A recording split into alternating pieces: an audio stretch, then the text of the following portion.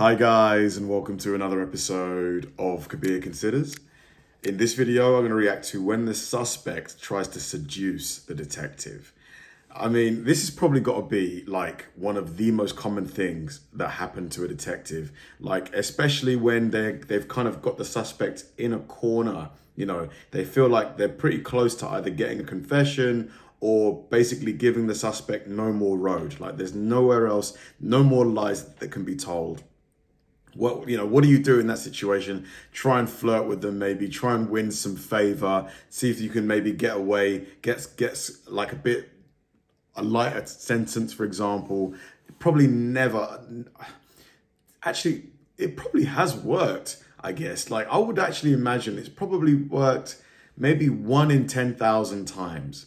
But then there's usually like, you've got the detective and the suspect, and then behind the glass, usually there's other people watching. So to be fair, it probably doesn't work as often as I think it does, but this is going to be quite interesting to see how she tries this, what methods she uses, if she's kind of really obvious and she's like, oh, you've got really beautiful eyes, by the way, like something like that, or if she's going to be a lot more subtle. It's going to be quite interesting to see how this goes down.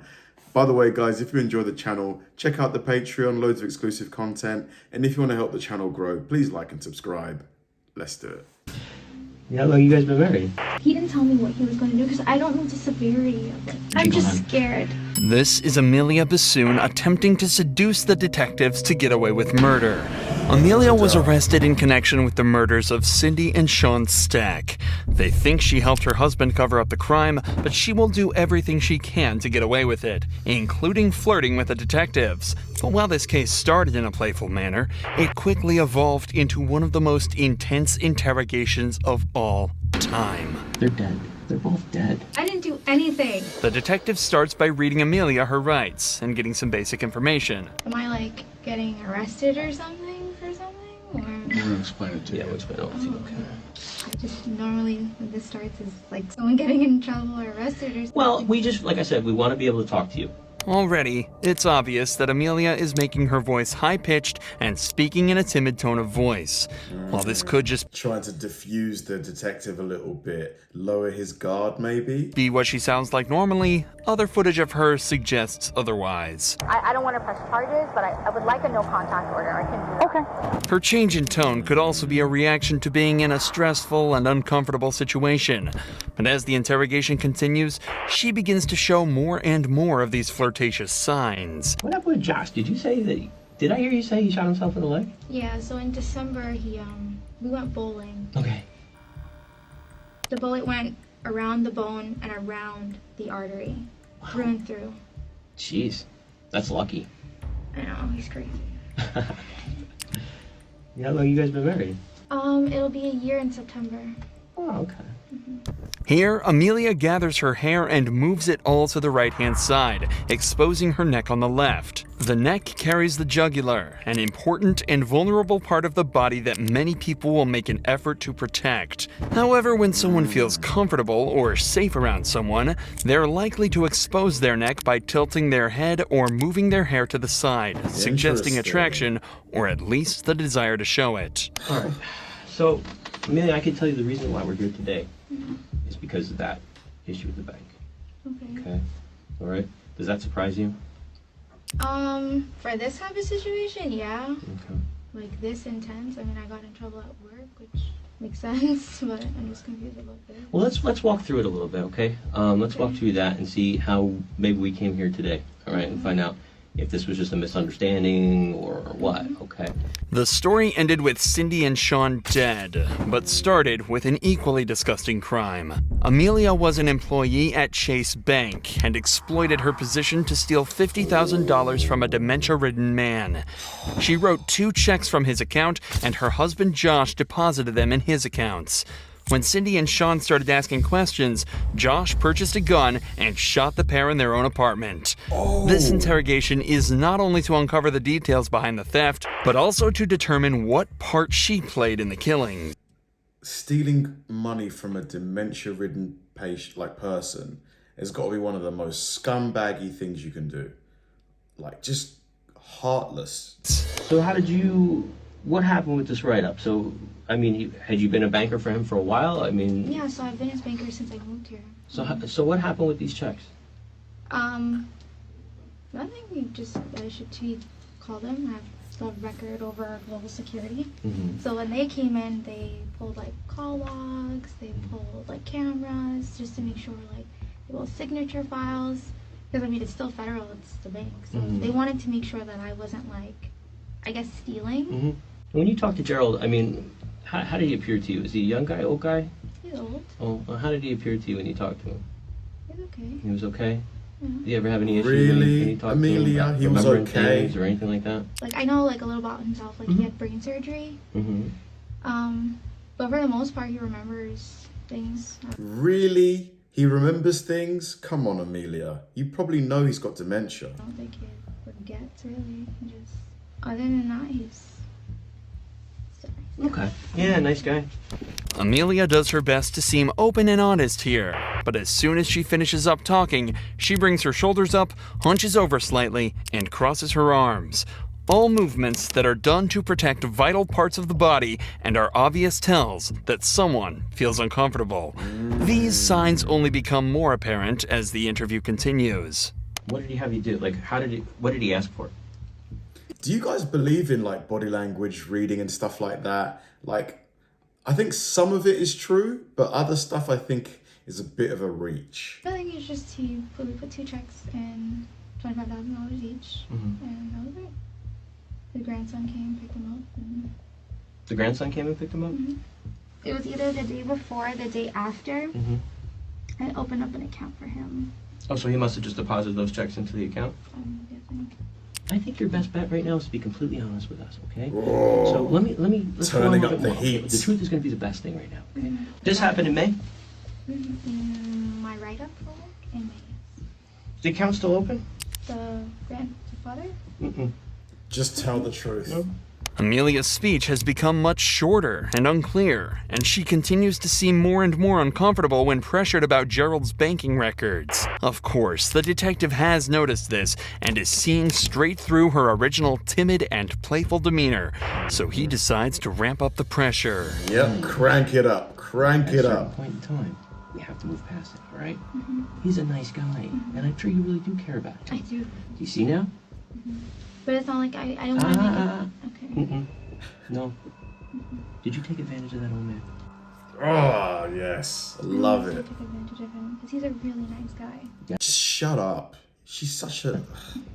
And I can't believe Josh, you do that to someone. did he Someone ever ill. talk to them? No, he never spoke to him. He doesn't even know who they are. Would you have been at their house? Him? He doesn't even know where they live. I don't even know where they live. Well, you have access to his account. Yeah. But I haven't. You opened it. Yeah, but I don't remember. And you're his banker You as talked well. to Cindy? Possible she gave you their address? Is it going to be in the text messages? No. But you don't remember if she gave you the address or not? She never did. She had no reason to. It's possible Josh went over there and you didn't know? I mean, how would he know where they live though? That's not the question I was asking. Is it possible that he went over there? Not that I know. No. So you can't say for sure he did or didn't? I can say no. How To can my you say knowledge. no? Because he doesn't know he doesn't know them. Amelia now decides to change strategies. Instead of her original flirtatious and playful She's not demeanor, combative. she's switched to an innocent and clueless one. At right. points, she even smiles and laughs while being asked serious questions in an attempt to downplay the intensity and pressure. This is a sign that the facade she's put up is starting to break, and the detective takes this as an opportunity to press her even further. I think you need to start understanding the severity of the situation. Right? Because I don't know if you really do. All right, and I think you need to start understanding that how this interview goes and what decisions you make here are going to affect your life for a long, long, long time. I think you think that you had this all planned out, and I think and again, not saying it in a bad way, but this is what we do. Okay, when we make mistakes, we figure things out and go, okay, all right, there's a lot more going on here, all right? And you know whose name is all over this right now? You and Joshua, okay? You need to start thinking real hard and real fast, okay?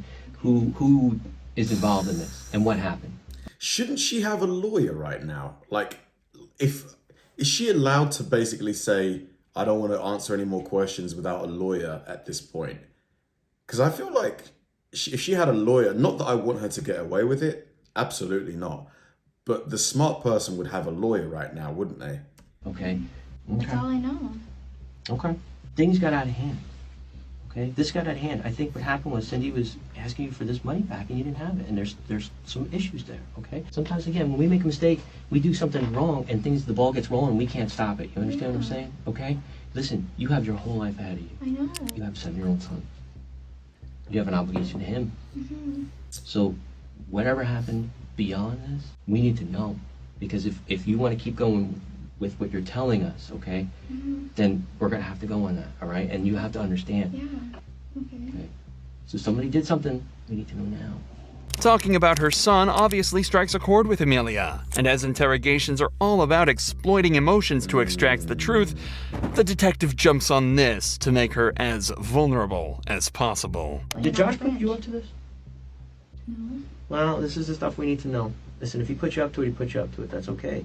Again, like Detective Murphy said, I think you're kind of at this crossroads right now, okay? You've got Josh, who you probably love, and he's your husband, okay? But you also have Julian. And you got to picture that little boy. You got to picture not being able to watch him grow up. Think about that for a second.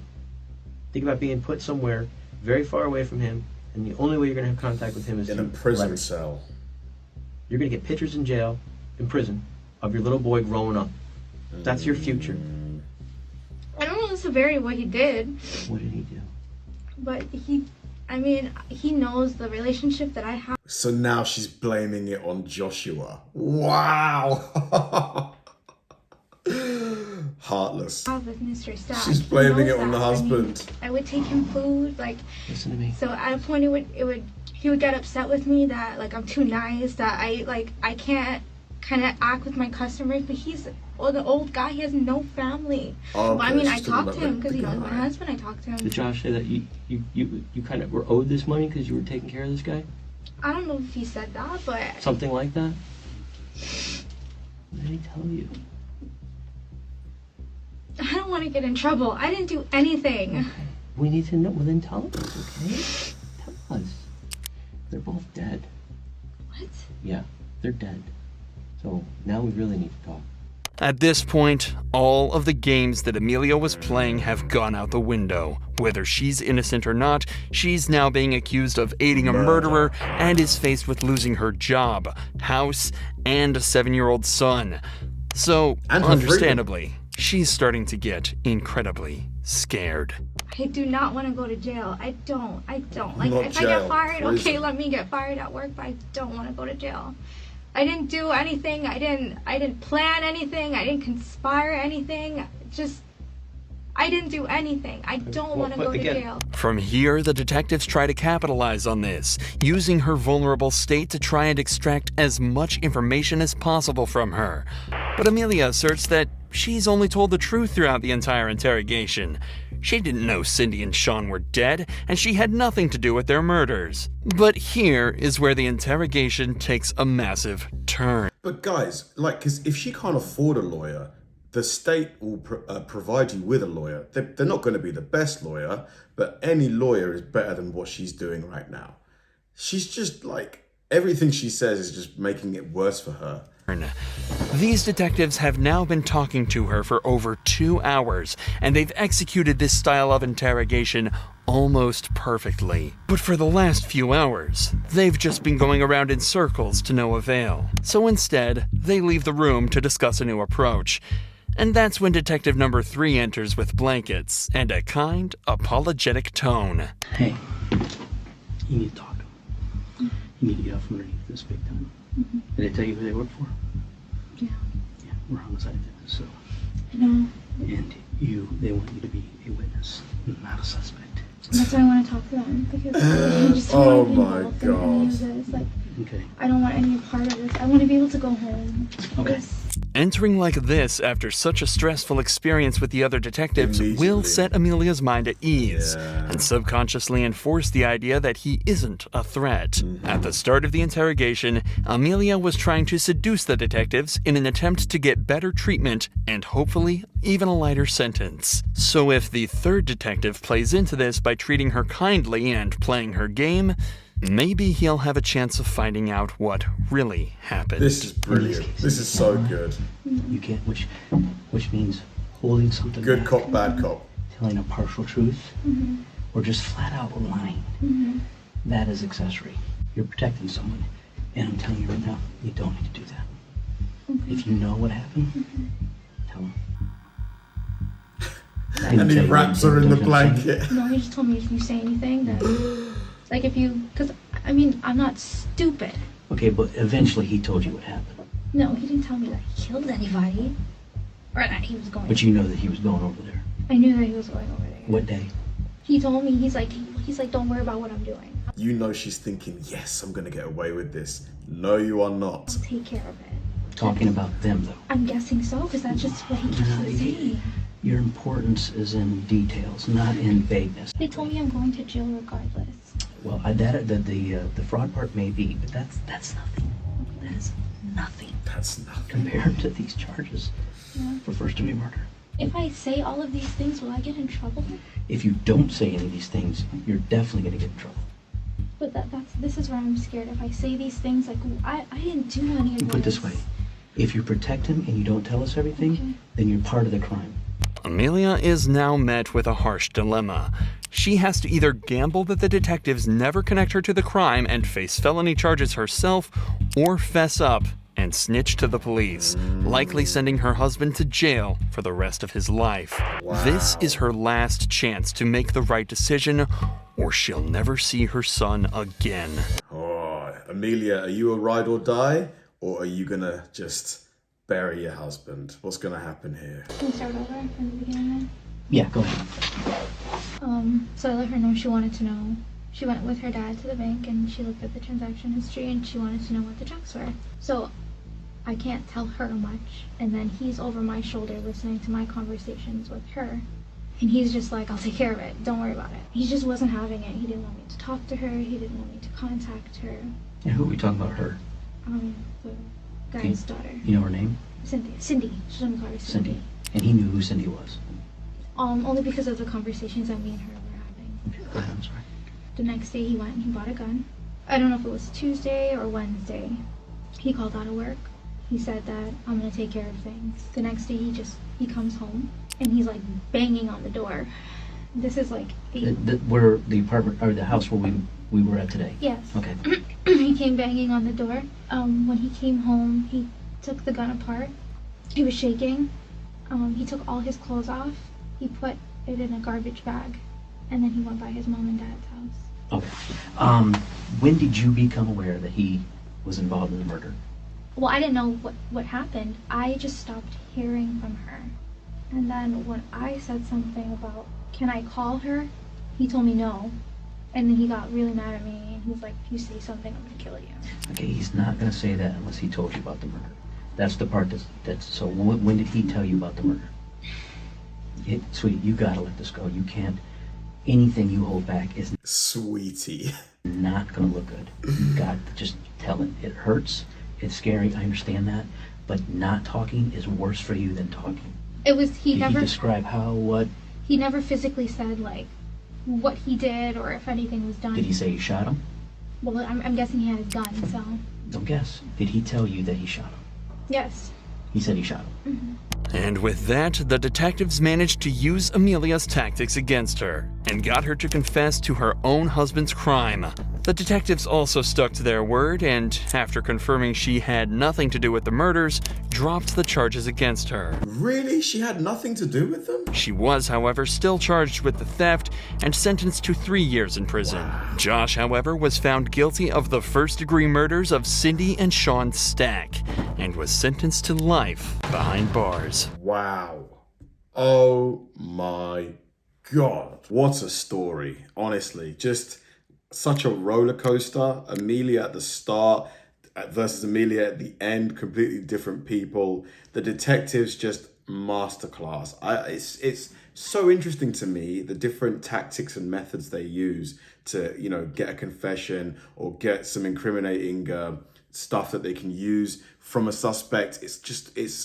It's almost like an art form, just the art of just pulling information out of someone. It's unbelievable. Just, over 50 grand. Your husband is now in prison for life, and you are going to be away from your child for 3 years.